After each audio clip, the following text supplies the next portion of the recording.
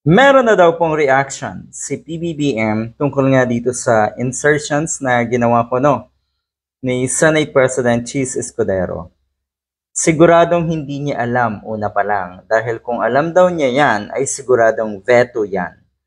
Ibig sabihin hindi aaprubahan. 142 billion na insertions at yan ay napunta lahat doon sa mga taong sumusuporta, mga senators na sumusuporta ngayon kay Cheese Escudero. Kaya naman pala, lintik lang talaga Pera-pera talaga ngayon ang labanan. Sige lang. Nakakasuka, nakakasura. Kaya pala, no wonder in the same circle, etong si Cheese Escudero at si Sara Duterte. Mga garapal.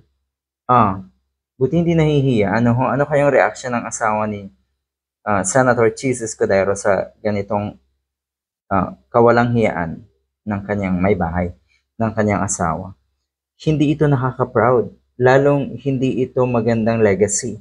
Na ang ibig sabihin ng mga ganito na ginawa na itong isang ito ni Senate President niya, year end.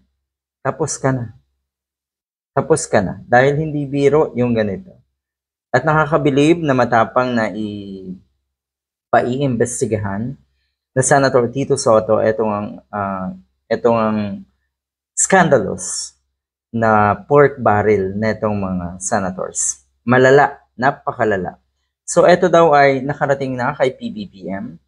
Yun nga, at nagalit si President Marcos. We cannot tolerate. Hindi pwedeng i-tolerate yung ganito.